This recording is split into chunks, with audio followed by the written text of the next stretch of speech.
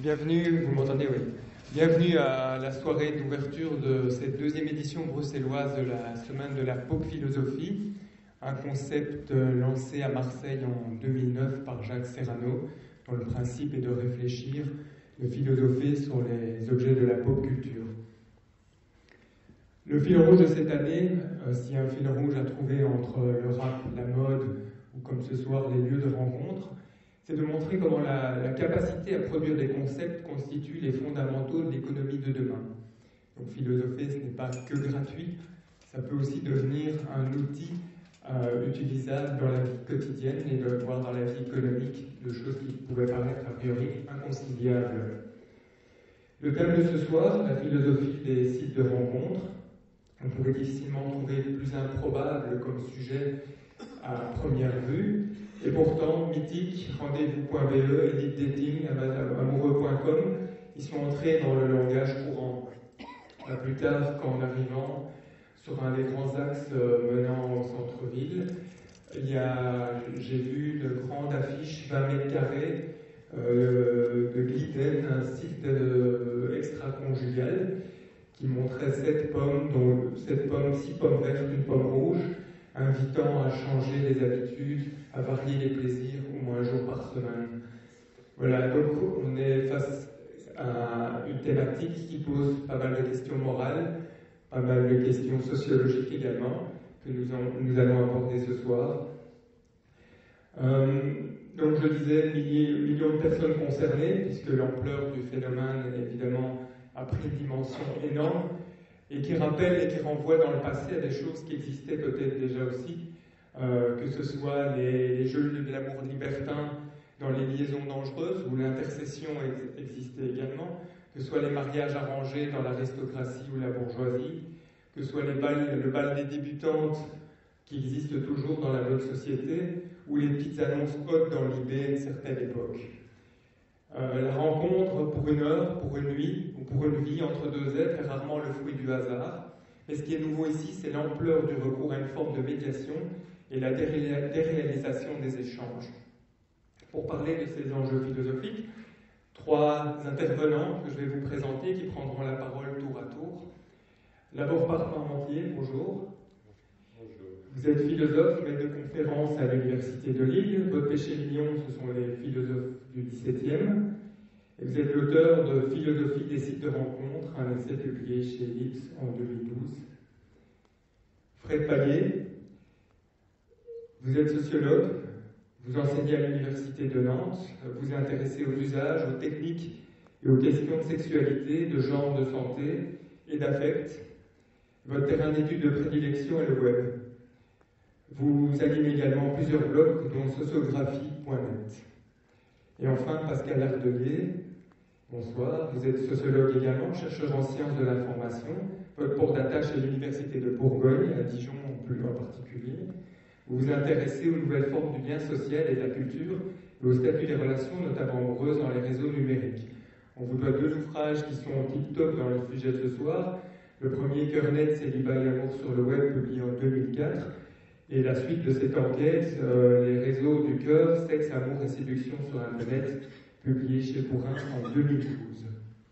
Alors je commence par donner la parole aux philosophes, puisque nous sommes dans la semaine de la pop philosophie. Marc Parmentier, dites-nous en quoi la philosophie peut nous apporter quelque chose par rapport à ce sujet des sites de rencontres.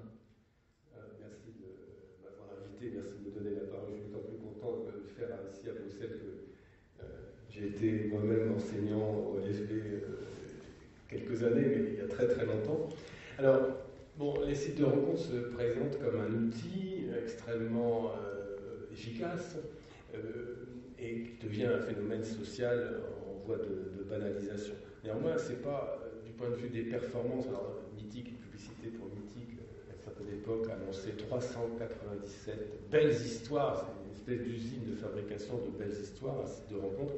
Mais ce n'est pas sous cet angle-là que j'ai étudié la question. Au contraire, c'est sous l'angle de la virtualité, c'est-à-dire de tout ce qui se passe avant qu'un rendez-vous soit fixé, avant qu'une rencontre face à face ait lieu. Et donc, je me suis intéressé à cet aspect virtuel, d'abord parce qu'il est incontournable, quelle que soit l'issue, il faut bien passer par une phase dans laquelle on s'adresse à quelqu'un de complètement inconnu et qu'on n'est pas sûr de toute façon de rencontrer. Cette phase, elle est incontournable.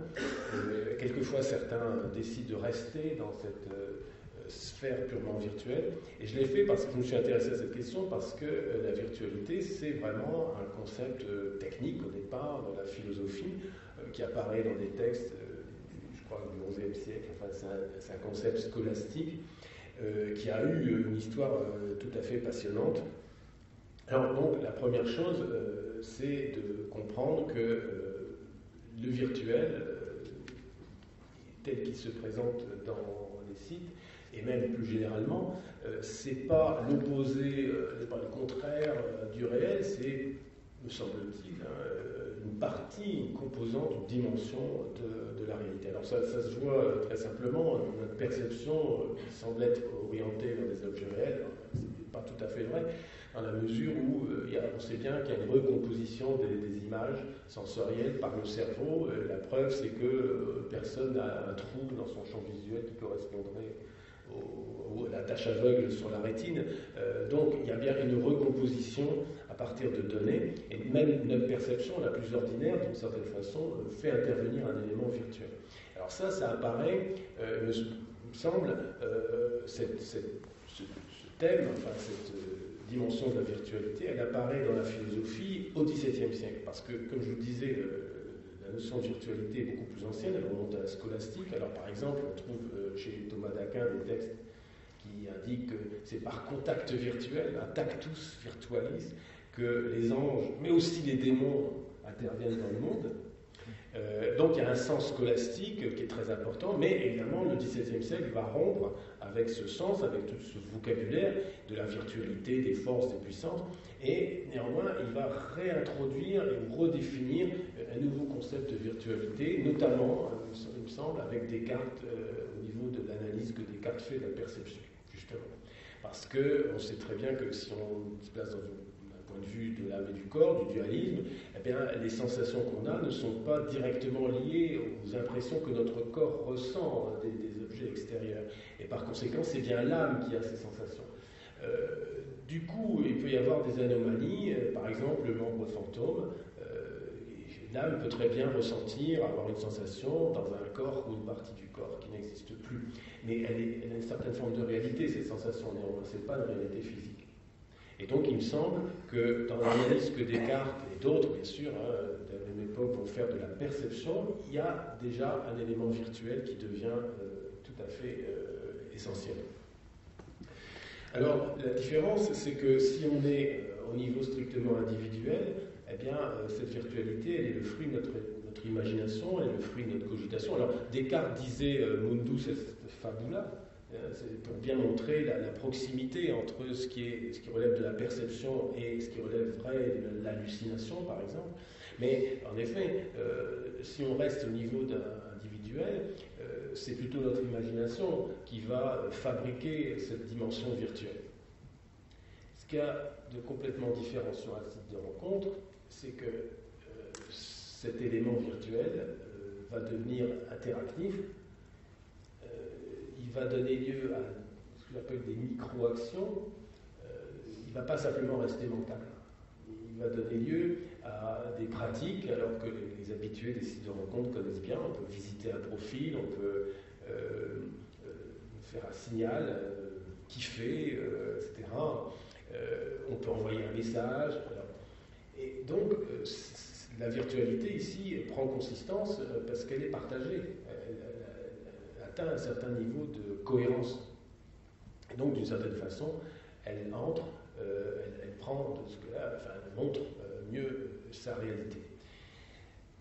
Alors, oui, donc, le concept traditionnel est rejeté au XVIIe siècle, mais encore une fois, il va être redéfini. Il est redéfini aussi par Leibniz, qui va considérer que, à l'inverse de ce qui existait dans l'époque scolastique, qui désigne une sorte d'action à distance, une puissance, le virtuel est toujours accompagné d'une petite réalisation. Il y a toujours un élément, un petit commencement de réalisation qui vient dans la dimension virtuelle.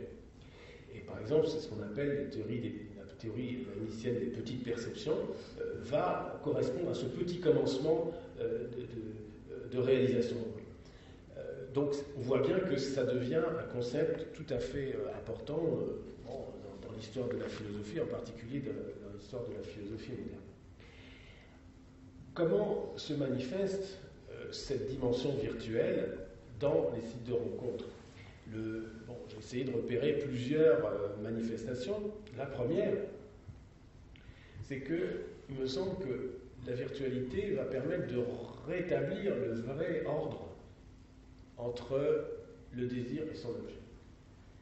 Alors, si on s'en tient au mode de rencontre habituel, on pourrait avoir l'illusion que c'est un objet, quelqu'un qu'on va trouver séduisant, une personne, une rencontre, il y a des poèmes de Baudelaire là-dessus, sur une passante. On a l'impression que c'est l'irruption inopinée d'un objet désirable qui va créer le désir. Et sur un site de rencontre, c'est exactement l'inverse. C'est-à-dire que ce qui est premier, ce qui se manifeste, c'est un désir. Là, le premier acte d'un internaute qui se connecte sur un site de rencontre, c'est d'avouer en quelque sorte son désir. Mais désir de quoi? Et le paradoxe, c'est que c'est le désir qui est premier et qui cherche, qui va se mettre en quête d'un objet. Ce qui est bien révélateur que finalement, c'est ça la vérité du rapport entre le désir et son objet. Et du coup, les sites de rencontre deviennent une espèce de formidable laboratoire qui permet d'expérimenter ce que les auteurs classiques, 17e, 18e siècle, dans ce qu'on appelait les traités des passions, nous disent. Parce que cette idée que c'est le désir qui est premier et l'objet qui est second, on en trouve la formulation chez quantité d'auteurs. Alors, j'en ai cité quelques-uns dans mon ouvrage, Hobbes, Spinoza, Locke, Hume, qui dit de toute façon, finalement, c'est un peu comme l'orgueil. L'amour, c'est un peu comme l'orgueil. On peut être orgueilleux de n'importe quoi. Alors, on peut être orgueilleux. Certains sont orgueilleux de leur chien, de leur maison, de leur château. Alors, aujourd'hui, ça serait des Porsche Cayenne. Voilà, on peut être de ces montres Rolex. On peut être orgueilleux de n'importe quoi. Et de la même façon, on peut aimer n'importe quoi aussi. Parce que de toute façon, c'est le mouvement d'amour qui est premier, la passion, et qui va se mettre en quête d'un objet. Alors, en particulier, Rousseau va exprimer ça, il va l'appliquer à l'état de nature, parce que ce qui se passe sur un site de rencontre, c'est un peu comparable à ce qui se passe dans l'état de nature selon Rousseau. C'est-à-dire que le sauvage, il satisfait son instinct au gré des rencontres, sans aucune forme de préférence, sans aucune forme de choix. C'est, encore une fois, ces situations d'état de nature, c'est un petit peu celle que rencontre un internaute lorsqu'il se connecte pour la première fois. Il s'adresse à une espèce de communauté complètement anonyme. Alors, en particulier, il y a un symptôme qui me semble commun à l'internaute et à l'homme du XVIIe, tel que les auteurs, les philosophes moraux du XVIIe, XVIIIe siècle l'ont décrit, ce phénomène commun, c'est l'inquiétude. Alors l'inquiétude, en termes, comme l'avait dit Pascal Lardeli, c'est le zapping relationnel. C'est-à-dire l'insatisfaction. Si on est sur un site de rencontre, il est très difficile de s'en tenir à une seule possibilité. On va en général multiplier les échanges, les communications, et finalement, on va très facilement passer d'un objet du désir à un autre. Et ça correspond exactement à ce que Malebranche, par exemple, un autre auteur important du XVIIe siècle, appelait l'inquiétude, mais il n'est encore une fois pas le seul, parce que l'inquiétude, ça veut dire, évidemment, c'est l'absence de repos. On voit bien que le désir, c'est justement une espèce de mouvement qui est premier et qui doit chercher un point sur lequel il va s'arrêter ou se fixer. Et c'est tout à fait amusant de savoir que pour Malebranche, l'inquiétude, elle traduit la marque de Dieu sur son ouvrage, en quelque sorte. Parce que ce mouvement de l'âme vers des biens de plus en plus grands, en fait, c'est un mouvement que Dieu a mis dans l'âme humaine vers lui-même, c'est-à-dire c'est un mouvement vers l'infini, c'est un mouvement infini vers l'infini qui ne pourrait finalement s'arrêter que s'il arrivait à contempler et à aimer le vrai objet digne d'amour, Dieu. Mais ce concept d'inquiétude, alors, sauf dans l'attente de rencontrer et de découvrir ce véritable objet de désir, eh bien, l'âme humaine passe d'un bien fini à un autre et passe du même coup de déception en déception. C'est-à-dire exactement ce qui se passe pour la plupart, enfin pour beaucoup d'internautes qui se connectent sur un site de rencontre. Alors, du coup, on voit bien ici que c'est justement le caractère totalement indéterminé et indéterminable, finalement, de l'objet du désir qui fait que ce désir, de toute façon, est condamné au zapping et donc à l'inquiétude permanente. L'autre thème, question philosophique, qui était reposé en quelque sorte à nouveau frais par le biais des sites de rencontres, c'est ce qu'on appelle le problème d'autrui dans les classes de philo. Je pense que c'est peut-être dans les programmes, ça existe encore, le problème d'autrui. Alors c'est fascinant le problème d'autrui, mais là aussi les choses se passent un petit peu à l'envers sur les sites de rencontres par rapport à l'expérience habituelle d'autrui, où autrui surgit dans notre champ d'expérience par son corps. Alors évidemment, ce n'est pas un corps purement matériel, il y a des textes philosophiques passionnants qui posent la question de savoir mais comment on peut savoir que ce corps-là est vraiment le corps d'un homme, que ce n'est pas un robot. C'est une question qui surgit dans les méditations métaphysiques de Descartes. Mais enfin, alors bien sûr, on peut reconnaître qu'un corps qui surgit n'est pas le corps, c'est pas un robot, c'est vraiment un être humain. Mais sur un site de rencontre, les choses se passent différemment, elles se passent même à l'envers, puisqu'on commence par rencontrer quelqu'un qui n'a pas de corps, qui est totalement désincarné, et c'est par le biais d'une communication, du langage, qu'un échange peut naître ou pas. Et donc, qu'est-ce qu'il y a d'original dans cette expérience ? C'est que cette expérience se fait en l'absence totale de cadre social de référence. Parce que si on sait qu'un corps qui vient vers nous est un corps humain, c'est aussi parce que les relations qui vont apparaître sont réglées par un grand nombre de conventions sociales, par un grand nombre d'habitudes, de codes qui nous passent totalement, qui sont inaperçus, mais qui jouent un rôle déterminant dans l'impression même de réalité. La politesse, le règlement d'une conversation, la distance à laquelle on doit se tenir l'un par rapport à l'autre quand on échange, quand on a une conversation. Mais toutes ces choses-là n'existent plus sur un site de rencontre. Et donc, on est amené à avoir une espèce de communication sans la protection sociale que constituent toutes ces conventions, la politesse, etc. D'où une impression extrêmement violente, parfois négative, parce que s'il peut y avoir des affects très forts qui sont vécus dans cette dimension virtuelle, ça peut être des affects très forts, aussi bien de désir, de sentiment d'amour, des affects positifs, de plaisir narcissique, mais aussi des affects très forts de déception, d'amertume, de violence. Certains ont l'impression de se faire agresser, justement parce qu'il n'y a pas cette protection habituelle des conventions sociales, des règles de politesse et autres. Donc il s'instaure une communication tout à fait paradoxale, qui est forcément biaisée, puisque je ne sais pas à qui je m'adresse. Éventuellement, à la limite, on pourrait même imaginer qu'il n'y a personne du tout, c'est-à-dire ça pourrait être une espèce de programme qui génère automatiquement des répliques quand j'envoie un mail. Ça peut être aussi un employé qui entretient la conversation. Donc je ne sais pas du tout. Et de toute façon, même si c'est une personne réelle, je ne sais pas du tout à qui je m'adresse, parce que ça peut être un homme qui se fait passer par une femme, ou l'inverse, ça peut être un homme âgé qui se fait passer pour un jeune. Enfin, les jeux avec l'identité sont absolument infinis. Et donc, on est vraiment dans le problème, je m'adresse à quelqu'un, je ne sais pas qui, mais comment je fais pour savoir à qui je m'adresse, et comment je fais pour reconnaître autrui dans ce fouillis de communication, qui est une communication paradoxale, nécessairement fondée sur la mauvaise foi. Alors du coup, on en arrive à des questions qui sont des questions morales, et là on sort du coup du domaine virtuel, parce que la morale virtuelle, ça n'existe pas.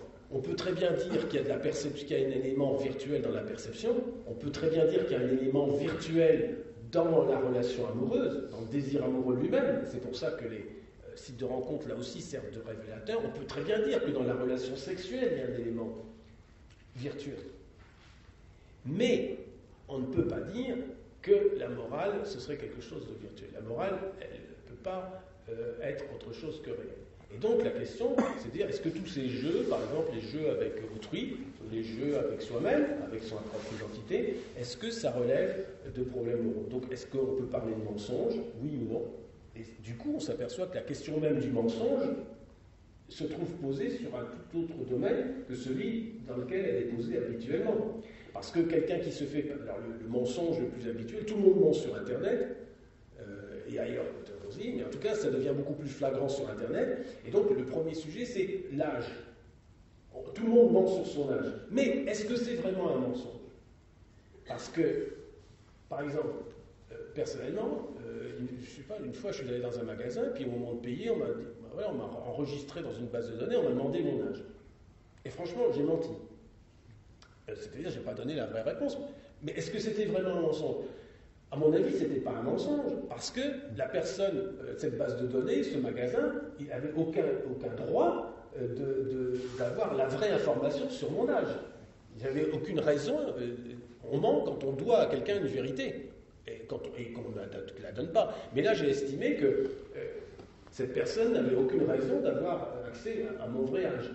Et donc, j'estimais que même si je lui donnais une date imaginaire, ça n'était pas un mensonge. Mais alors, sur Internet, sur un site de rencontre, on doit commencer par donner son âge en s'inscrivant avec un pseudo, etc. On remplit son profil. Mais à qui on s'adresse? Est-ce que les personnes à qui on s'adresse ont un droit d'avoir accès à cette information de mon âge? Ce n'est pas du tout évident. En tout cas, dans un premier temps, évidemment, après, si on rentre en relation avec quelqu'un de particulier, c'est tout à fait différent, mais dans un premier temps, est-ce qu'on a un devoir de donner son âge? Et d'autre part, ce n'est pas vraiment un mensonge, enfin on pourrait argumenter que ça n'est pas vraiment un mensonge, puisque de toute façon, tout le monde sait décrypter ce mensonge. Tout le monde sait a priori que tout le monde ment. Donc du coup, le message, le mensonge, on peut très bien le rectifier, c'est-à-dire on sait que voilà, si quelqu'un nous dit qu'il a 40 ans, bah, on peut largement en rajouter 5 pour approcher à peu près de la vérité. Donc du coup, vous voyez, la question du mensonge est une question passionnante du point de vue philosophique, une question clé qui permet de démarquer, de différencier les différents styles, les différents types de philosophie morale. Cette question, elle est posée de nouveau complètement à nouveau frais, et elle oblige à imaginer qu'en effet, il y a peut-être une nouvelle éthique à élaborer. Alors non pas une éthique virtuelle, mais une éthique à l'égard du virtuel. Et la même question, évidemment, se poserait, on l'a parlé tout à l'heure dans l'introduction, à propos de l'adultère. Qu'est-ce que c'est qu'un adultère? On voit bien que la définition change. Il faut une nouvelle définition. Parce que la question fondamentale, c'est est-ce qu'on peut avoir un adultère virtuel? C'est-à-dire un adultère dans lequel un homme ou une femme mariée aurait une relation à distance, par le biais d'un site de rencontre, sans aucun échange physique, mais qui peut être une relation parfaitement sexuelle, à distance. Et donc là, est-ce que... Alors le problème s'est posé, je ne sais pas si j'ai encore quelques instants pour le dire, se posait réellement, donc c'était avant les sites de rencontres, c'était America Online, alors en 1996, il y a un citoyen du New Jersey qui avait découvert que son épouse entretenait une correspondance avec un militaire de Caroline du Nord, et donc il a demandé le divorce pour faute. Mais sa femme n'avait jamais rencontré ce militaire autrement que par le biais d'une relation virtuelle. Évidemment, la Cour a estimé que non, il n'y avait pas adultère. Mais on peut très bien considérer qu'il y a vraiment adultère, puisqu'il y a une vraie intimité qui peut se créer. Et dans ce cas-là, on voit bien que, de nouveau, problème, éventuellement moral, si tant est qu'on estime que la question de l'adultère relève de la morale. Enfin, on peut... en tout cas l'imaginer, dans ce cas-là, on ne peut pas s'en tenir à une définition tout simple, habituelle, qui de toute façon elle-même a évolué considérablement au cours de l'histoire, puisqu'à certaines époques, on a considéré, là je reviens à la scolastique, là, voire au père de l'Église, considéré qu'à l'intérieur même d'un couple marié, il pouvait avoir l'adultère, sans tierce personne. Donc la notion d'adultère, elle est soumise à des variations définitionnelles considérables, mais là on voit bien que le fait que ça se passe dans cette dimension virtuelle va obliger à reposer un certain nombre de questions tout à fait habituelles en philosophie. Pascal Verdelier, vous avez mené 2 enquêtes dans les profondeurs des sites de rencontres. Quels sont les enseignements que vous en avez tirés? Bonsoir à toutes et à tous. Donc, dans un premier temps, je remercie Jacques Cyrano de sa très aimable invitation à Pop Philosopher. Je crois que c'est une initiative tout à fait louable, d'arriver à effectivement s'emparer de questions qui ne sont pas philosophiques en première lecture, mais d'arriver justement à leur donner toute leur teneur philosophique. Alors, en fait, on va quitter les atmosphères raréfiées du rousseauisme et du cartésianisme, et puis je vais vous inviter, comme dirait Montaigne, par saut et par gambade, à un petit peu parcourir les quelques constats que j'ai pu établir pour répondre à votre invitation, puisque c'est vrai que ça fait une dizaine d'années, même un petit peu plus, que j'ethnographie ce que j'ai appelé, il y a 10 ans, le net sentimental. Donc avec différentes méthodes, j'ai plongé dans les profondeurs ou les arcanes de ce net sentimental. J'ai rencontré beaucoup de gens. J'ai fait une certaine époque de l'observation participante. Donc à ce titre-là, Marc le disait à l'instant, j'ai été une femme, et c'est assez étonnant de voir comment les hommes abordent une femme sur Internet. Justement, j'ai été plus jeune, j'étais plus vieux que je ne l'étais. Voilà, donc Rimbaud disait « je est un autre », et bien j'ai expérimenté cette extension ontologique, si on peut dire.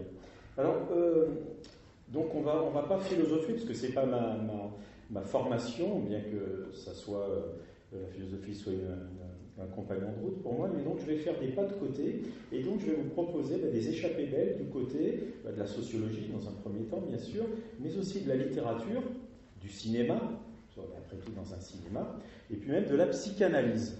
Donc j'ai préparé un petit canevas d'intervention qui va nous permettre d'établir une série de constats, et puis de voir aussi quel est le potentiel et la teneur philosophique de ce que je vais vous dire. Alors, dans un premier temps, le premier des constats que j'établissais il y a 10 ans déjà, c'est que finalement, on aime toujours comme une époque nous y autorise. Et une époque, c'est un corpus de valeurs et c'est un ensemble de techniques.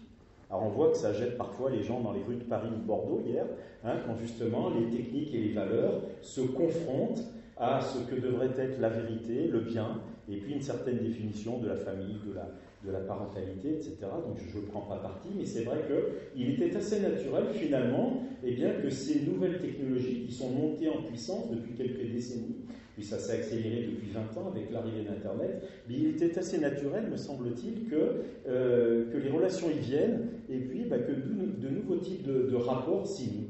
Alors c'est vrai que tu évoquais tout à l'heure la question d'autrui, c'est la question même de la relation qui se retrouve posée à l'ère d'Internet, puisque se sont massifiés des types de relations que l'on dit numériques ou virtuelles par commodité de langage, mais qui font que parfois on va devenir l'inconnu intime de quelqu'un que l'on ne connaît pas. Alors parfois, et ça aboutit très très souvent à des unions, à des mariages, etc. Parce qu'indéniablement, c'est quand même une question qu'il faut aborder, les sites de rencontres, ça marche. Pour coucher, pour faire couple, pour fonder une famille, c'est des choses qui marchent quand même, pour la nuit ou pour la vie. Et donc c'est vrai que vraiment la définition de la relation se trouve reposée. On peut devenir l'inconnu intime de quelqu'un qui existe vraiment et que l'on rencontrera. Et puis parfois on peut être dans une relation très très profonde et intime avec un pur artefact. Et j'en viens au cinéma, c'est le but du film Heure, vous savez, avec Joaquin Phoenix, qui est paru qui est sorti il y a quelques mois, et donc c'est un film qui justement met très finement en scène, alors je parlais de la philosophie de la psychanalyse tout à l'heure, il y a des choses qui jouent énormément dans la rencontre amoureuse sur Internet, dès que la quête est un tout petit peu investie, c'est ce qu'on a appelé le bovarisme, ou ce que Stendhal appelait la cristallisation. Mais le fait que soit on est dans un couple et puis on va avoir comme Emma Bovary ou comme Gemma Bovary, on est encore dans un cinéma, donc la référence est aisée, on va s'inventer une histoire et puis on va, du fait d'une frustration, d'un ennui ou d'une insatisfaction, d'une inquiétude peut-être, on va s'inventer une histoire encore imaginaire et puis on va se faire un film au propre et au figuré, et beaucoup d'histoires sur Internet commencent comme ça. Et puis la cristallisation, puisque c'est vrai que dans un espace virtuel, dans un espace de toute puissance fantasmatique, il est aisé de parer l'avatar et cet autrui qui n'existe pas encore, il est aisé de le parer de toutes les qualités, de toutes les vertus. Et c'est vrai qu'Internet fait beaucoup de couples, et désormais nous connaissons tous dans nos entourages des gens qui se sont rencontrés sur Internet. D'ailleurs, je ne vais surtout pas poser la question, ceux qui dans cette salle sont inscrits sur un site de rencontre, levez la main, parce que vous pourriez mentir à bon escient en vous disant « je n'ai pas à lui répondre à cette question ». Mais c'est vrai qu'il y a quelques années, on connaissait tous des gens qui s'étaient rencontrés grâce à Internet. Et maintenant, eu égard à ce bovarisme, on va de plus en plus connaître des gens qui se sont quittés à cause d'Internet.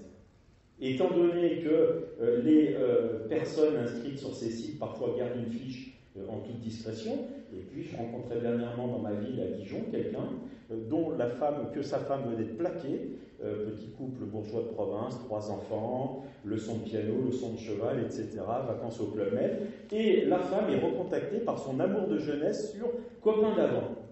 Et alors une relation numérique se noue, on s'écrit, et puis la greffe prend, et puis on passe des soirées à s'écrire, et puis des week-ends, on va au rendez-vous, et puis ce qui devait arriver advint, et donc effectivement, elle quitte son mari après quelques mois de correspondance, et donc elle refait couple ailleurs. Voilà, donc on aime toujours comme une époque nous autorise à aimer, et c'est vrai que les sites de rencontres sont en train d'imposer en quelque sorte un nouveau paradigme relationnel, amoureux et sexuel à certains égards, et donc je vous renvoie notamment à l'ouvrage de Jean-Claude Kaufmann, Sexe, Amour, et je parlais dans mon dernier ouvrage sur le sujet, Les réseaux du cœur, d'un nouveau modèle sentimentalo-sexuel que j'appelle le polygaming. Alors c'est pas la polygamie, mais c'est le fait que l'on puisse être dans plusieurs relations en même temps, sans rendre de compte aux personnes avec qui on couche, avec qui on passe des moments, avec qui on a des parenthèses de complicité, de tendresse charnelle, et donc c'est quelque chose, ce nouveau paradigme, qui est quand même en train, grâce aux sites de rencontres, je ne veux pas être purement déterministe, mais avec l'aide des sites de rencontres, et Kaufmann l'explique dans Sexe, Amour, c'est quelque chose qui est de plus en plus rendu effectivement possible. Alors, quelques-uns, après cette petite introduction, quelques-uns des constats que j'ai pu établir. Alors, le premier, c'est que sur Internet, quand même, quand on est inscrit sur un site de rencontre, on se raconte beaucoup plus qu'on ne se rencontre. Je crois qu'effectivement, je crois que c'est Ricoeur qui évoquait les identités narratives, mais en tout cas, sur un site de rencontre, même sur un réseau social, que font les inscrits en première lecture, c'est bien le cas de le dire, ils passent leur temps à s'écrire au sens de se mettre en mots, se mettre en images, se mettre en texte, se mettre en narration.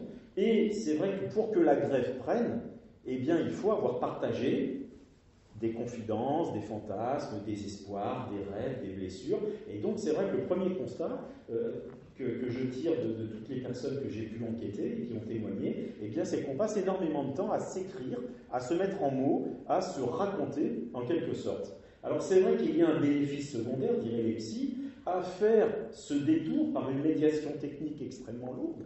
Et c'est vrai que finalement, cet écran, eh bien, il a une double fonction. Il fait écran, déjà. Alors on est débarrassé de la pesanteur de la vraie vie. Le sociologue Erving Goffman disait que l'embarras, c'est finalement la sensation sociale la plus partagée. On rougit, on se racle la gorge, on ne sait pas quoi faire de ses mains, on toussote nerveusement. Et c'est vrai que sur Internet, avec cet écran, qui est un michiaphone relationnel, eh bien l'embarras, il est véritablement zappé. L'embarras est zappé. On est dans une toute puissance. Dès 2004, j'écrivais dans le Cœur Net que finalement, le net sentimental, les sites de rencontres, c'est le paradis des hommes timides et des mères célibataires. Les hommes timides, parce qu'on n'a plus à traverser la piste de danse, à prendre l'initiative de l'invitation, etc. Et puis des mères célibataires, bien évidemment. Je ne savais pas que quelques années plus tard, j'y consacrerais un ouvrage sociologique, La guerre des mères, paru en 2009 chez Fayard. Mais en tout cas, les mères célibataires, parce qu'on n'a plus à prendre une nounou ou à prendre une nurse ou une babysitter pour aller à un rendez-vous. Et c'est vrai qu'à ce titre-là, cet écran qui fait écran, il est à la fois un écran de protection contre l'embarras goffmanien, contre les pesanteurs, contre les civilités, avec beaucoup de violence aussi, symbolique et relationnelle, puisqu'on peut véritablement zapper quelqu'un, lui interdire de vous écrire, et puis c'est aussi un écran de projection, et je parlais tout à l'heure de ce bovarisme, de cette cristallisation, et puis de cet écran qui est un déversoir à fantasme, à une auto-narration, effectivement, qui a la part belle avec ces nouveaux dispositifs sociotechniques. Alors, je le disais aussi à la fin du Cœur Net, il y a 10 ans, finalement, et c'était la conclusion de cet ouvrage, il y a 2 philosophes Et tous les chemins mènent à Rome, ou mènent à l'Antiquité, en philosophie aussi. Et c'est vrai qu'il y a deux philosophes auxquels les sites de rencontre ont emprunté, pour aller très très vite et être un petit peu schématique, c'est Ovide et Platon. Ovide, parce que quand même, tous ces sites de rencontre, eh bien, revisitent l'art d'aimer, et ils nécessitent un culot, un cynisme et un pragmatisme absolument incroyable. Et relisez ce qu'Ovide nous dit sur la manière de draguer au terme, etc., ou au jeu du cirque, etc. Et puis Platon, parce qu'il y a quand même, quel que soit le cynisme que moi-même, ou Eva Illouz, ou Jean-Claude Kaufmann ou d'autres ont pu décrire, il y a par-delà ce cynisme quand même, eh bien, un néo-romantisme technologique. Et c'est vrai que dès que la quête est un tout petit peu investie sur Internet, eh bien, il y a aussi quand même du romantisme. Et on en revient à quoi ? On en revient tout simplement à la théorie des androgynes. Puisque beaucoup de personnes témoignant me disaient « je sais que ma moitié est là ». Alors il y avait parfois même des textes d'interjection, c'est le petit texte qu'on écrit pour se présenter, et au toc-toc, je sais que tu es derrière l'écran, alors viens effectivement me rendre visite et nous serons heureux, nous aurons beaucoup d'enfants, etc.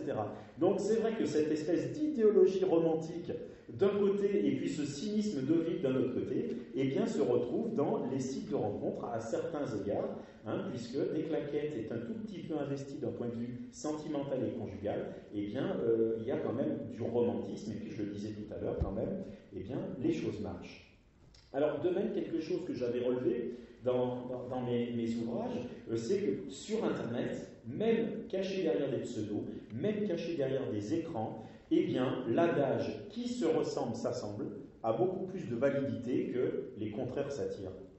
J'en veux pour preuve qu'après la première ère des sites généralistes, à partir de 2005-2006, il y a eu une explosion de sites affinitaires qui prenaient acte du fait que, d'un point de vue ethnique, d'un point de vue confessionnel, d'un point de vue socio-culturel et socio-professionnel, eh bien, on a quand même une propension, et c'est la célèbre endogamie, dont Bourdieu disait que c'était la plus célèbre et la plus terrible plutôt des lois sociales, eh bien, cette endogamie, même cachée derrière des écrans et des pseudos, elle joue quand même son rôle. Et je me rappelle de tel prof de français qui, en 2005, avait 23 critères pour rencontrer l'homme idéal. Alors les critères, c'était qu'il ait fait des études de lettres, qu'il ait au moins un bac plus 4, qu'il vote à gauche, qu'il déteste George W. Bush à l'époque, etc., etc. Et donc, effectivement, la machine, bonne patte, lui régurgitait 500 ou 800 personnes qui allaient plus ou moins correspondre à sa quête. Voilà donc l'endogamie et les androgynes platoniciens, même cachés derrière des écrans, eh bien c'est quelque chose qui garde une validité à certains égards. Alors, pour référer à la littérature, on se posait la question tout à l'heure, qu'est-ce que l'adultère ? La grande question de casuistique postmoderne, c'est finalement, est-ce que chatter s'est trompé ? Et il y a beaucoup de couples qui, effectivement, se trouvent pris dans cette question de morale. Est-ce que chatter avec des inconnus ? Est-ce que commencer à déraper en se tutoyant, en se disant bise, en se disant bisous à des inconnus, voire en étant pris dans des échanges de chat, de fantasmes par écrit ? Je ne parle même pas de ce qui peut se passer avec une webcam, parce que là, c'est peut-être, effectivement, on a franchi le pas, si tant est qu'on pêche par omission, par intention.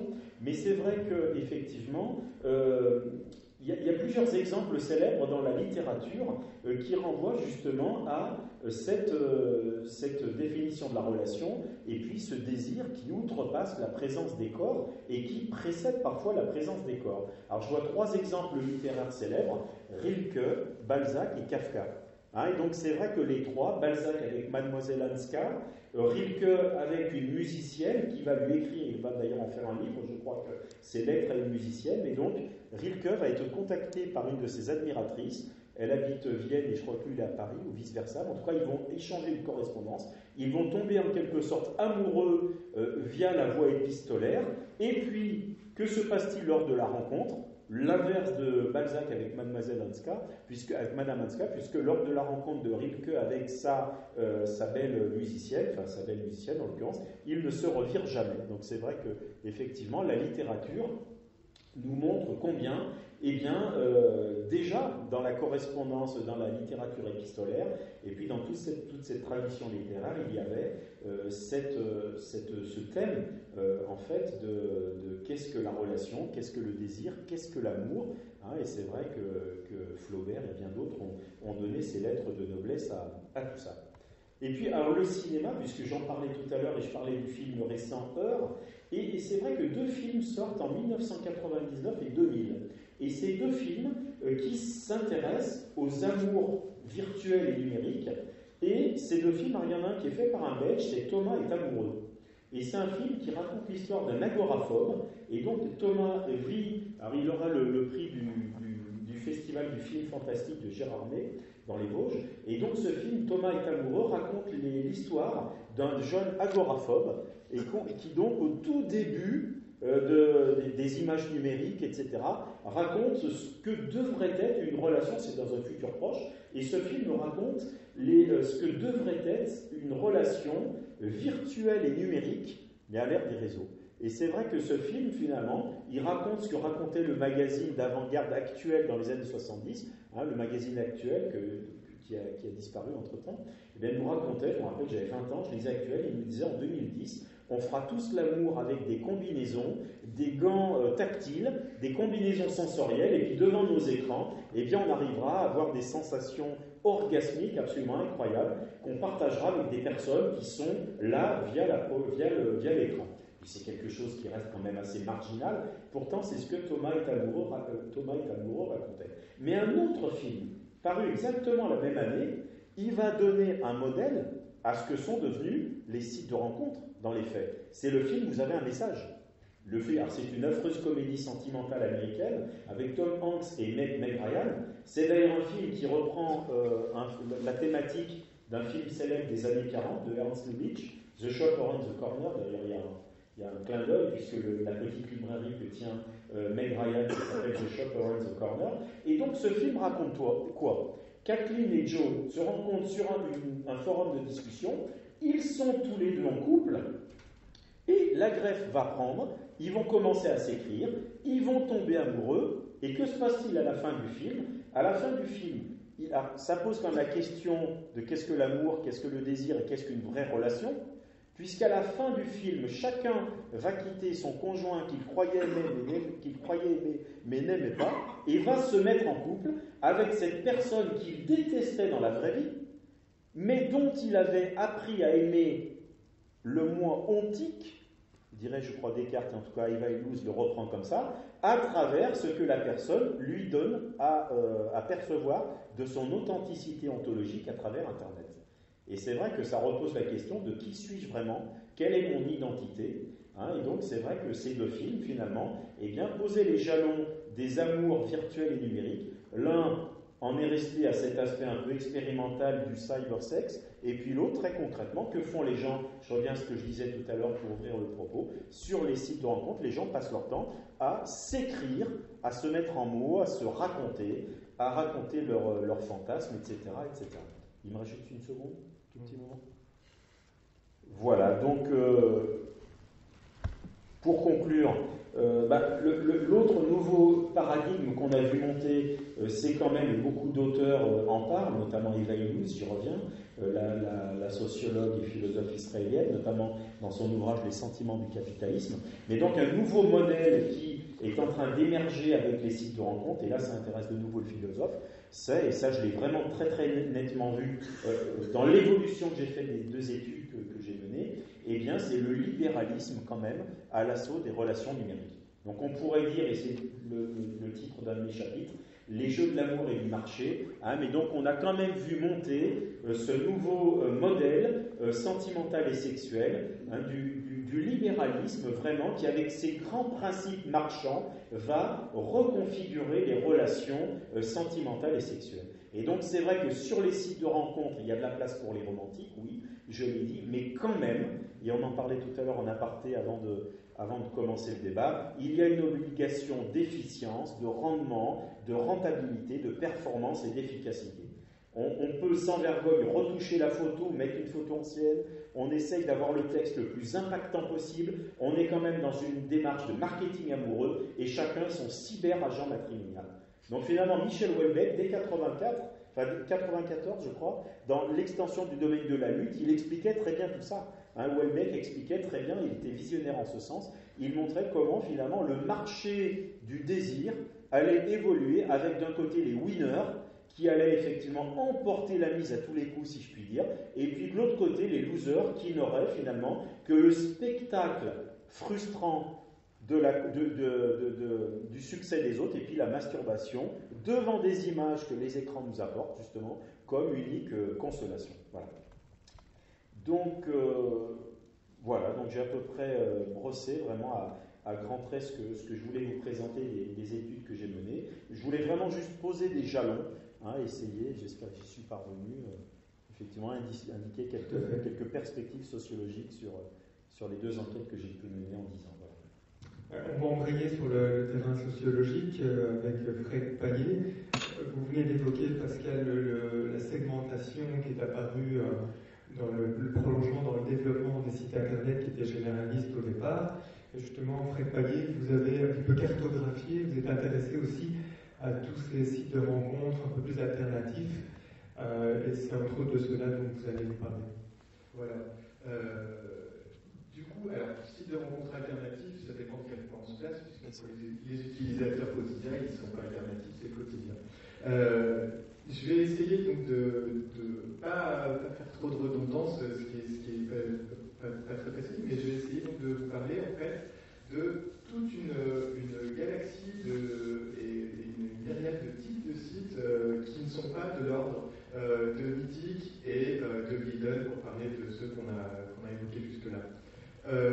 Une petite seconde sur comment moi je me suis retrouvé à travailler sur les sites de rencontres. Je ne me suis pas posé la question de la rencontre, pour commencer. C'est une question qui est arrivée en cours de route. Et du coup, je m'intéressais aux sociabilités sexuelles numériques à la fin des années 90, c'est-à-dire avant que les sites de rencontres existent vraiment et soient vraiment pratiqués de la manière dont on vient d'en parler. L'idée, au départ, c'était que les gens utilisaient des pages perso pour se rencontrer parfois, pour parler d'eux-mêmes, pour se présenter, construire des présentations d'eux-mêmes et construire des relations en ligne, etc. Il y avait toute une suite de pratiques. Les années aidant, cette forme qui était assez commune en fait, s'est déplacée. On a pu retrouver les profils dans les sites de rencontres, mais surtout les sites de rencontres se sont retrouvés sont devenus en fait les sites de rencontres en fait ont été créés. Je reprends encore une fois. Une multitude de sites de rencontres a été créée pour répondre à des désirs différents. Et c'est là qu'on voit apparaître, en plus de Mythique et des sites, on va dire, généralistes, qui se présentent comme généralistes, qui posent l'idée de la rencontre conjugale, même s'il y a des nuances, comme un objectif premier pour les abonnés. On voit apparaître aussi des sites de rencontres libertins, échangistes. On voit apparaître des sites de rencontres gays, lesbiens. On voit apparaître des sites de rencontres LGBT, c'est-à-dire gays, lesbiens, mais aussi bisexuels, transsexuels, transgenres, etc. On voit apparaître des sites de rencontres qui proposent à leurs abonnés de discuter de fétichisme. On voit des sites de rencontres qui parlent de sadomasochisme. On voit des sites de rencontres qui permettent à des gens qui se définissent comme asexuels de se rencontrer, etc. Il y en a toute une liste, il y en a une grande diversité. La sociologue Marie Bergstrom, qui a travaillé sur les sites de rencontres depuis, on va dire, 2010, a fait une recension sur le territoire français, les sites donc, français. Elle a compté en gros qu'un tiers de ces sites correspondait à cette galaxie supplémentaire des sites généralistes et des sites conjugalistes. Voilà. Moi, ce que je voudrais très rapidement tracer, c'est à la fois vous donner les moyens de comparer, de voir d'abord qu'un dispositif technique, eh bien, si c'est ni bon ni mauvais, ce n'est pas neutre non plus, ça pour citer Panspermie. Les dispositifs techniques que sont les sites de rencontres racontent des choses. Moi, ce qui m'a intéressé, c'est qu'il me permettait de comprendre des choses sur les sexualités, sur les cultures sexuelles et sur une certaine variété des cultures sexuelles et permettait aussi de comprendre des choses sur les cultures médiatiques. Et notamment de comprendre pour les créateurs de ces sites, mais aussi pour les abonnés, qui des fois sont pas d'ailleurs tout à fait d'accord et détournent l'usage des sites, de comprendre comment ils se représentent les médias, et notamment deux formes médiatiques importantes, celle de la correspondance, dont Voisin vient de parler un peu aussi, et celle des images. Voilà, donc dans un premier, un premier point, la question de l'image, elle est très importante quand on a cette longue liste variée de sites de rencontres, parce qu'elle permet de faire une classification très simple. C'est ceux qui vont permettre d'afficher les corps nus et qui vont permettre d'afficher des actes sexuels, donc de la pornographie. Il y a des sites qui ne le permettent pas, il y a des sites qui le permettent. A priori, souvent, on extrait tous les sites qui permettent de publier de la sexualité explicite, on les sort de l'idée de site de rencontre. C'est une convention, c'est comme ça que ça s'est fait. Pour moi, c'est discutable. Et je vais essayer de vous montrer en fait plutôt comment autour de cette idée centrale de la rencontre, il y a plein d'idées variables de la rencontre et comment elle se déforme petit à petit pour des raisons des fois bassement pratiques de qu'est-ce qu'on peut y voir comme image, qu'est-ce qu'on peut et de quelle manière on peut y échanger des messages. Dans un premier temps, voilà, je vais reprendre la liste et vous donner quelques caractéristiques de ces sites.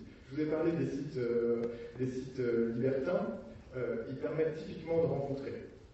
Ils permettent de rencontrer et de rencontrer autant en tant que célibataire qu'en tant que couple, puisqu'ils sont liés aussi à la pratique de l'échangisme. Donc ce sont vraiment des sites de rencontre. Pour le coup, ils le posent comme l'objectif principal. Ce qui est intéressant, c'est que sur ces sites qui posent l'idée de rencontre, alors même que, on l'a aussi évoqué sur les sites qui parlent de rencontres plus engagées et plus sentimentales et plus conjugalistes, finalement beaucoup de rencontres sont des rencontres d'un soir. Voilà, on a deux types de sites qui permettent des rencontres d'un soir, mais qui se formulent tout à fait différemment. Or, pour le coup, ils ont un point commun. Ce sont tous des sites principalement liés à la culture hétérosexuelle, et en même temps, ils sont complètement distincts au point que, même si c'est pour une rencontre d'un soir, ce que les deux sites permettent, une personne ira spontanément s'inscrire sur l'un ou sur l'autre, mais saura faire son choix très rapidement. Tout ça, c'est pour vous montrer en regard des sites gays et des sites lesbiens, par exemple, qui, eux, offrent on va dire les deux idées de la rencontre. À la fois la possibilité d'avoir une quête romantique et sentimentale qui, malgré une certaine mauvaise image que, par exemple, les personnes gays font couvrir elles-mêmes sur les propres sites qu'ils utilisent. Et en fait, c'est beaucoup plus modéré que ce qu'elles en disent. Donc c'est possible d'avoir une quête sentimentale sur des sites de rencontres gays ou lesbiens.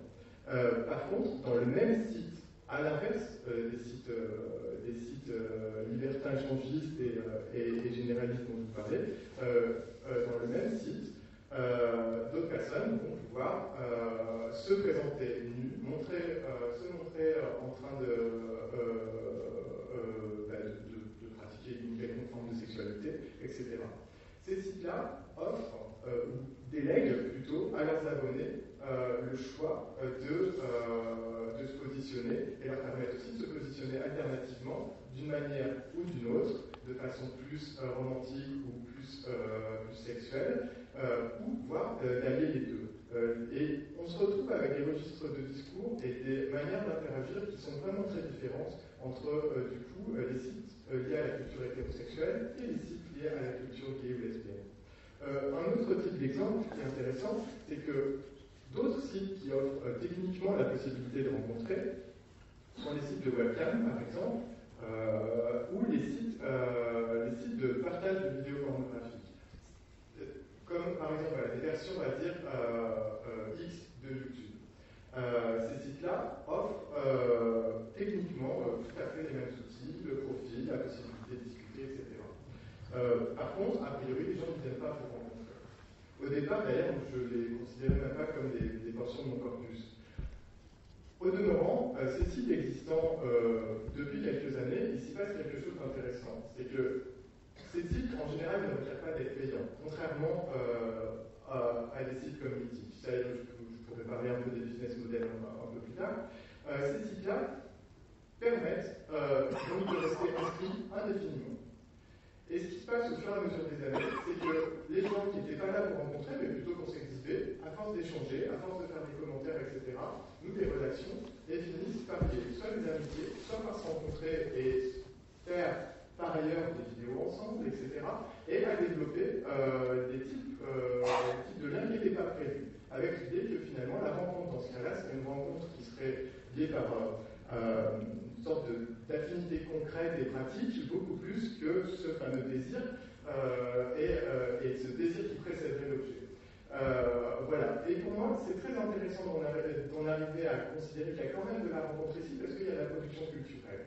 Il y a des formes, il y a des discours qui sont échangés, qui sont produits, et ce qui, en retour, me permet aussi de revenir sur les premiers sites, qu'ils soient libertins ou sérieux, conjugalistes, c'est qu'il y a aussi, dans cette activité qui est principalement une affaire d'échanger des messages, il y a aussi ce niveau-là où les gens, les modes passent par les sites de rencontres, aussi par Facebook à côté qui génère un très beau trafic, mais il y a des modes, des manières de s'habiller, des manières de se raconter qui passent par les sites de rencontres. Je ne sais pas du tout. J'ai encore 5 minutes à peu près. Voilà. Alors, pour aller très vite, on va rester sur les exemples que je vous ai présentés. Juste une idée. Voilà, il y a des sites qui donc interdisent l'affichage de pornographie. Et c'est d'ailleurs un véritable travail. L'équipe qui parle, je ne sais plus son titre exact, mais on va dire le responsable client et modération de Mythique expliquait en 2011-2012 qu'il y avait une équipe de 450 employés, dont la moitié était là pour lire les profils, regarder les images, trier et évacuer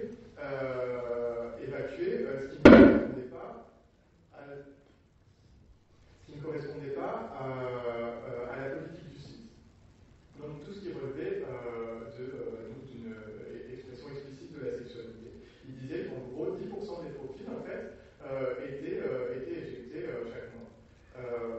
Voilà, donc c'est extrêmement intéressant et important de comprendre que la rencontre en ligne en fait n'est pas sérieuse d'elle-même et grâce aux abonnés qui la pratiquent. Il faut à ce niveau-là, c'est assez industriel, et il faut des équipes qui permettent de tenir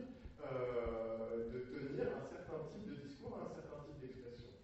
Par contre, ça ne veut pas dire qu'il n'y a pas de modération ou de censure sur les autres types de sites. Mais par contre, elles seront moins sur le fait qu'il y a de la sexualité explicite ou pas de la sexualité explicite, plutôt que sur le fait que j'étais moi-même modérateur pour un site allemand qui était extrêmement attentif à ne pas laisser apparaître des photos qui impliquaient des symboles nazis ou des plaques d'immatriculation, parce que beaucoup de gens apparemment mettaient en ligne leur photo de plaque d'immatriculation. Voilà, donc tous les sites travaillent à modérer. Par contre, selon la taille du site, quand c'est un petit site, on va dire, qui est lié à des modalités de rencontre de la communauté bisexuelle, c'est souvent des tout petits sites qui sont des initiatives individuelles, et là, c'est le créateur du site qui va regarder une fois de temps en temps si les profils sont à peu près conformes. Donc c'est vraiment une autre manière de faire. Est-ce qu'il y a 2 minutes ? Oui. 2. Par contre, du coup, voilà, il y a quelque chose qui est très intéressant. Si on revient, alors, on va prendre sur un site généraliste comme Mythique. Il n'y a pas de sexualité explicite, c'est un fait. Par contre, il y a quelque chose qui est très intéressant au regard de tous les autres. Tous les autres, en fait, ont une structure de réseau social. Que ce soit Xtube, ou les sites gays et lesbiens, ou les sites libertins, tout le monde peut voir les profils de tout le monde. Tout le monde peut regarder les photos de tout le monde. Quelle que soit soit l'objectif du site et quelles que soient les orientations sexuelles des personnes. Sur les sites généralistes, on peut voir, et c'est pour ça qu'on est obligé en tant que chercheur de créer des profils qui ne correspondent pas à notre genre assigné et écrit sur nos papiers d'identité, on est obligé du coup de ne discuter qu'avec des personnes du sexe opposé ou du même sexe si on a précisé qu'on était un homme qui cherchait un homme ou une femme qui cherchait une femme. C'est-à-dire que tout le monde n'aura au cours de sa navigation sur le site que des relations potentielles, mais qui seront toujours, selon un algorithme en fait, qui seront toujours potentiellement hétérosexuels, potentiellement homosexuels, pour le coup, ne permettant pas aux personnes bisexuelles de s'inscrire, en tout cas pas de s'inscrire sans mentir. Voilà. Et c'est une manière, en fait, là où on parle de pornographie, où on interdit la pornographie sexe explicite, il y a une manière de sexualiser implicitement, non plus en permettant l'affichage de contenu à caractère sexuel, mais finalement en sexualisant, en hétérosexualisant ou en homosexualisant le parcours qu'il faut voir vraiment comme un film, comme un travelling et plutôt un montage et une succession d'écrans qui s'enchaînent en sexualisant le parcours plutôt que les contenus. Ouais. Très bien, je voulais revenir sur une question philosophique, en l'occurrence une question morale. Malgré les garde-fous qu'on vient d'évoquer, que les hébergeurs et les organisateurs peuvent mettre en place, la responsabilité individuelle des individus est évidemment mise au premier plan, puisqu'on peut se définir, on peut se réinventer. Est-ce qu'on peut aller jusqu'à dire que justement les sites de rencontres, soit d'un côté, tolèrent beaucoup plus de choses moralement, puisque les garde-fous sont malgré tout moins présents, ou au contraire, il y a une espèce d'autodiscipline par rapport à ces questions morales que les gens mettent en œuvre automatiquement? Il me semble que, justement, il n'y a pas la possibilité d'avoir une réglementation efficace. Parce que si on lit les conditions générales d'utilisation, je crois que ça s'appelle comme ça, CGU. Alors, par exemple, on n'entend pas. C'est celui-là. Il ne marche plus. Oui, je disais, il n'y a pas possibilité d'avoir une réglementation efficace parce que dans les conditions générales d'utilisation, il est précisé qu'il ne faut pas mentir, qu'il faut donner des indications fiables. Mais il est évident qu'il n'y a absolument pas, pour un site, même s'il y a 450 personnes, la possibilité de vérifier les informations. C'est matériellement impossible. Donc, on voit bien que chacun est renvoyé à sa propre éthique, à sa propre morale. Et la question, à mon avis, est très difficile, puisque il y a tout un usage des sites qui, en quelque sorte, n'est pas sérieux, c'est un usage ludique. Et à partir du moment où on est dans une atmosphère de jeu, il n'y a plus les critères moraux ordinaires, disons, ne s'appliquent plus. C'est-à-dire que si on est dans un jeu, on peut très bien jouer à être une femme, c'est une sorte de déguisement numérique, mais bon, ça n'est pas pendable, ça n'est pas coupable. Et c'est pour ça que je parlais de la question de la responsabilité qui ne peut jamais être virtuelle. On pourrait croire que finalement tout est permis. Mais personnellement, je pense pas. Parce que si quelqu'un prend le site comme un jeu, il n'est pas sûr de s'adresser à quelqu'un d'autre qui le prend aussi comme un jeu. Parce qu'au contraire, ça peut être quelqu'un qui le prend vraiment comme la chance de sa vie. C'est-à-dire qu'il va miser énormément. Parce que quand même, il y a un contraste entre quelqu'un qui va prendre le site simplement pour se distraire, pour l'expérimenter, pour voir, par curiosité, c'est-à-dire sans investissement, et quelqu'un d'autre qui va le prendre comme étant vraiment peut-être la grande chance de sa vie, de rencontrer vraiment quelqu'un, de réussir sa vie, d'être heureux, alors sous une forme conjugale ou pas, mais en tout cas, c'est quelque chose de très important, une rencontre amoureuse dans une vie. Et donc, le problème, c'est que si vous posez comme ça, un peu à l'extérieur, en voyant ça juste comme une espèce de passe-temps, vous n'êtes pas sûr de vous adresser à des gens qui le prennent comme vous, ce mode ludique. Ça peut être quelqu'un qui va au contraire le prendre très au sérieux, et il y a vraiment le contraste extrême.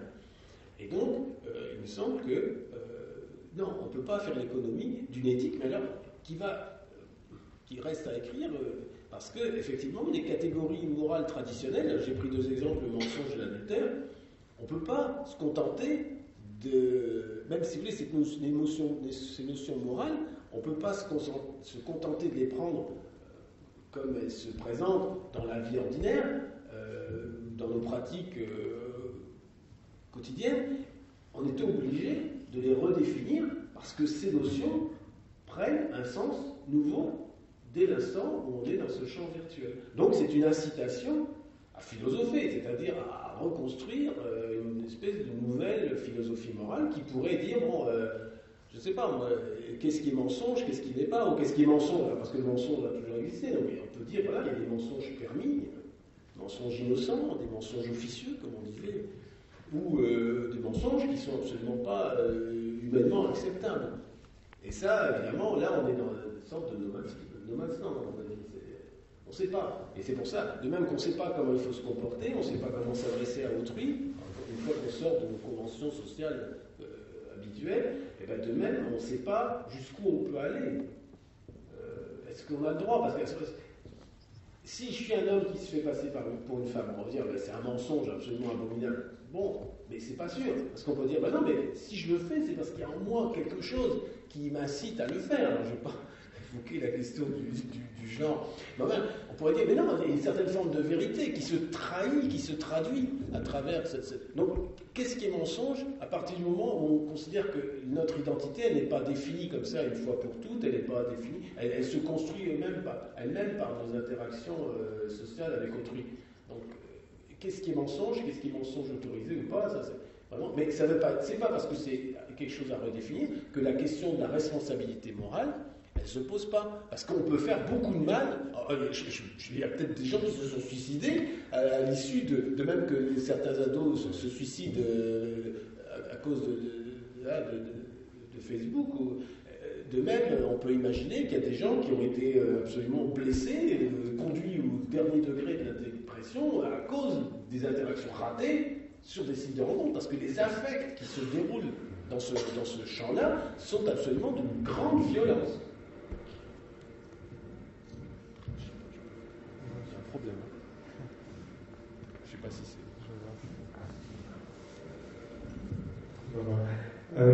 Je voulais revenir avec vous, Pascal Lardelier, sur le choc du réel, parce qu'on était dans la virtualisation, mais à un moment se pose la question de la rencontre physique, et on s'est tellement glissé et caché derrière des paravents que la rencontre physique doit être encore beaucoup plus compliquée et parfois beaucoup plus désillusionnante qu'elle ne peut l'être quand on amorce une rencontre dans la vie réelle, avec déjà des impressions, avec déjà le regard qui peut filtrer. Ici, on s'est inventé, l'autre, on l'a fantasmé. Quels sont un peu les témoignages que vous avez pu retirer par rapport à ça? Est-ce qu'il y a un taux de satisfaction, pour reprendre un langage un peu marketing, qui est assez élevé, ou au contraire qui est très faible? Alors ça, on ne sait pas combien d'histoires par jour. Qu'est-ce qu'une belle histoire déjà? Qu'est-ce qu'une belle histoire? Donc c'est une notion quand même assez fluctuante. Hein, donc Mythique ne prend pas grand risque, sinon en faisant un argument marketing. Mais en fait, finalement, moi je parle des sites hétérosexuels, je ne l'ai pas dit, mainstream, et pas des sites que tu évoquais, Fred. Et c'est vrai que finalement, un homme, une femme, 4 possibilités. Et du coup, sans se suicider, ça remplit vraiment les cabinets des psys, avec d'authentiques blessures narcissiques. Parce que quand vous avez fantasmé une relation, je reviens à tout ce que je disais tout à l'heure, que vous vous êtes fait un film et puis que finalement vous apercevez que ça ne va pas le faire du tout, parce qu'un homme, une femme, 4 possibilités, on ne se plaît pas tous les deux, on se quitte ma foi bons amis, on est un petit peu déçus. Et puis, on se plaît tous les deux, formidable, les coups de foudre, comme il en existe beaucoup aussi. Je me rappelle d'une émission que j'ai faite sur RTL, et un couple était présent.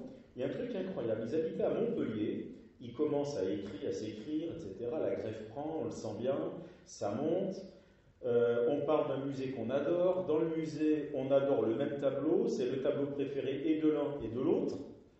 On se donne rendez-vous, après avoir échangé marivaudé allègrement pendant quelques semaines, devant le tableau. Les deux se plaisent. Le premier contact est un baiser. Ils habitent ensemble le jour même. C'est vrai cette histoire. Ils habitent ensemble le jour et ils venaient témoigner quelques années plus tard. Ils avaient eu des enfants, ils habitaient ensemble, etc. Donc, un homme, une femme, 4 possibilités. On ne se plaît pas. On s'en remettra, et puis de toute façon, on garde toujours plusieurs fers au feu, parce que, en règle générale, on a plusieurs relations plutôt investies en même temps sur les sites généralistes. On se plaît, ma foi, ils vécurent heureux et ont beaucoup d'enfants, et puis parfois, l'un des deux plaît et pas l'autre. Et c'est là que c'est pas évident. C'est là que c'est pas évident. Alors, le marketing des sites, quand même, qui pense à tout, a trouvé une solution. Et les sites ont évolué en 15 ans. L'ère des sites généralistes, ensuite il y a eu les sites affinitaires qui sont montés, qui se sont spécialisés, voire hyper spécialisés, avec vraiment un marché de niche. Vous avez des sites pour les végétariens, pour les gens de droite, pour les gens de gauche, pour les gothiques, pour les métal. Non, mais c'est vrai ce que je vous dis. Et donc, le marketing qui pense à tout, en fait maintenant, on savait que quand même c'était un moment de vérité, ce retour du réel, pour le dire quand même si. On le savait que c'était quelque chose de sidérant, de vertigineux, mais aussi de traumatisant parfois. Et les sites qu'ont-ils fait ? La nouveauté depuis 1 an ou 2, c'est que les sites vont organiser des rencontres de groupes de célibataires par nombre pair dans la vraie vie. Et c'est toutes les dernières campagnes mythiques, etc. Donc on va faire des tours des cours de vélo, des tours de Paris ou de Bruxelles si vous voulez en vélo. On va faire des activités par petits groupes, 6 hommes, 6 femmes, 8 hommes, 8 femmes. Et puis là, on verra si des affinités électives émergent. Et s'il y a des relations de séduction qui vont se faire jour. Voilà, donc c'est vrai que cette expérience du réel et du visage et du regard d'autrui est quelque chose qui peut être assez cruel. Et Kaufmann explique dans Sex Amour, puisque cet ouvrage-ci précisément raconte ce premier rendez-vous, combien il y a un cynisme absolument incroyable. De gens qui se sauvent du premier rendez-vous en voyant la personne, qui envoient un texto en voyant la personne en disant « ça ne va pas le faire du tout », qui inventent des mensonges, etc. Donc je reviens au cynisme et à la violence symbolique quand même qu'on évoquait tout à l'heure. Donc il y a une puissance des affects et puis il y a une puissance du réel quand celui-ci revient. Et puis on évoquait tout à l'heure la nouvelle morale et la nouvelle philosophie morale à mettre en œuvre à l'ère des réseaux numériques. C'est vrai qu'en permanence, quand les gens investissent une relation, il y a des intentions cachées. Et ça, c'est finalement le Dieu caché ou le Deus ex machina. C'est-à-dire qu'à un moment donné, on va jouer avec autrui, parce que ce sont des dispositifs hyper ludiques, on va jouer avec les images, on va jouer avec les mots, on va parfois manipuler un ex, ou on va essayer d'induire quelqu'un dans des discours, et c'est vrai que ça, c'est comme au poker finalement, on ne le dit pas. Alors il y en a parfois un des deux qui manipule, parfois les personnes sont sincères, et depuis un moment on essaie d'interroger cette notion de sincérité, de mensonge, d'authenticité, on voit qu'elle est plutôt fluctuante quand même, dans ces définitions numériques, mais c'est vrai que s'il y a bien quelque chose qu'il faut refonder, et que ni les conditions générales d'utilisation, ni la feuille de vigne de la netiquette n'arrivent à saisir et à circonscrire, c'est cette question de la morale qui est à l'œuvre quand on est sur un site de rencontre, finalement. Pourquoi on est là et comment est-ce qu'on va subrepticement essayer de parvenir à ses fins. Mais donc le menteur est toujours masqué puisqu'il ne peut pas dire à un moment donné je suis en train de mentir, de jouer avec toi, sinon tout le dispositif s'effondrerait, quoi. Faute de dispositif moral et ce sont plutôt les lois du marketing qui remplissent le vide à ce niveau-là parce que les autorités, les intellectuels ne s'emparent pas, vous en êtes le contre-exemple, mais parlent relativement peu de ces questions. Et finalement, on le voit, pour reprendre l'exemple de Liden, la représentation qu'on donne de l'homme et de la femme un peu idéale, ce sont des gravures de mode. Donc, ce sont de nouveau des représentations bien typées, formatées. Et c'est finalement ce modèle-là qui va s'imposer s'il n'y a pas une prise de conscience qu'il faut peut-être régir, il faut parler remettre de la morale dans cet univers où il n'y en a plus vraiment. Oui, c'est vrai. Déjà, je ne comprends pas pourquoi les philosophes ne nous intéressent pas à ça, parce que finalement, Je suis homme et rien de strict humain ne m'est étranger, donc je pense que le grand principe de Terence devrait encore avoir une validité. On a vu tout à l'heure, on évoquait dans le petit film les mythologies de Barthes, etc. Je crois que tout ce qui fait sens doit faire farine au moulin du philosophe ou du penseur en sciences sociales. Alors, je veux dire quelque chose, mais ça m'a échappé. Et c'est dommage parce que c'était super intéressant. Page de pub, ça va revenir. Je voulais parler de... Attendez. Non, ça va revenir. Je vais en alors Mais dès que ça revient, je dis que c'est revenu. D'accord. Avant que ça ne se sorte de nous. Par rapport à Fred Paillet, les sites de rencontres célèbrent un petit peu ce rêve de la révolution sexuelle en scindant notamment l'amour et le sexe. Quelque part, ils concrétisent un petit peu cette révolution. Est-ce que dans le prolongement de ça, est-ce qu'ils vont plus loin? Est-ce qu'ils ont favorisé de nouvelles formes de sexualité, notamment celles qui étaient moralement réprouvées? Est-ce que vous avez observé ça, où on reste dans des niches qui sont marginales par rapport à ce qui est acceptable moralement? Alors, toute la question de définir ce qui est acceptable moralement et pour qui. Moi, je dirais pas qu'il y ait une transformation de la morale extrêmement forte. Ce que je montrais tout à l'heure, la culture hétérosexuelle scinde de façon extrêmement nette et précise, et les gens s'identifient à un côté ou à un autre. Je peux me représenter comme je peux montrer mon corps sans être, je ne parle pas d'exhibitionnisme ou de voyeurisme, je peux montrer mon corps nu ou je ne peux pas le montrer, etc. Il y a des cultures, les cultures gays ne sont pas du tout construites sur ce modèle-là. Donc, où est ce qui peut être réprouvé moralement? Je ne m'avancerai pas là-dessus. Ce que je peux vous dire, c'est qu'il y a des formes qui apparaissent avec la possibilité qu'offre le numérique de trouver des gens comme soi.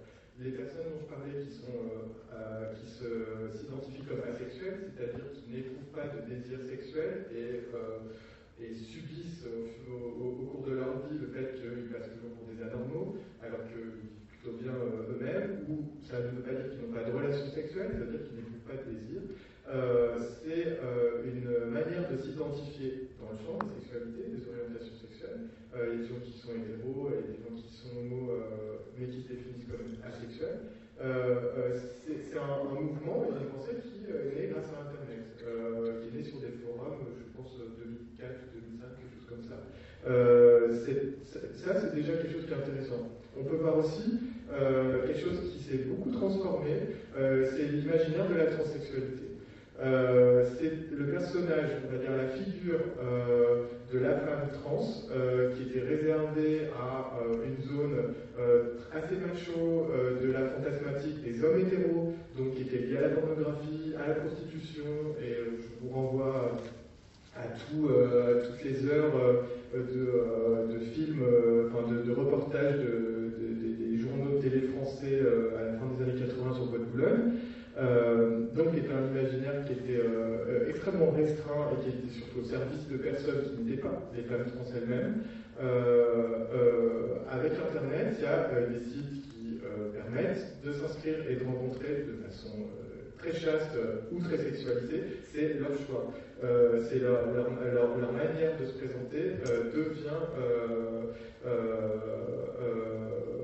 devient leur propre travail, et elles ne sont pas soumises à des désirs extérieurs pour pouvoir être visibles.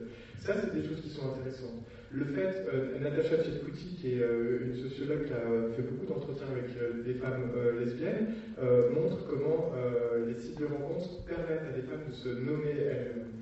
Et donc d'apparaître là où d'apparaître et donc de changer leur vie, parce qu'au fur et à mesure qu'on s'inscrit, parce qu'on se dit qu'il y a quelque chose qui est intéressant, on ne sait pas, on tâtonne, on s'identifie. Sur les sites gays et lesbiens, on peut s'identifier comme personne curieuse.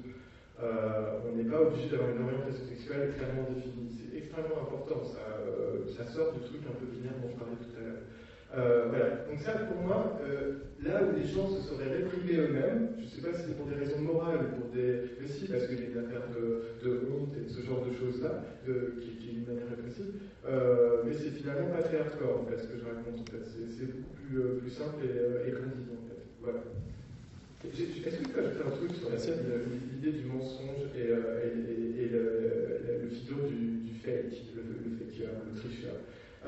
Il y a un personnage qui est extrêmement important pour comprendre les enjeux moraux et qui peut déterminer quels sont les acteurs en présence pour déterminer comment on s'implique dans une relation et est-ce qu'on va mentir ou pas mentir et quelles conséquences ça peut avoir, c'est le site lui-même. Les sites, notamment les très gros sites qui sont cotés en bourse, etc.,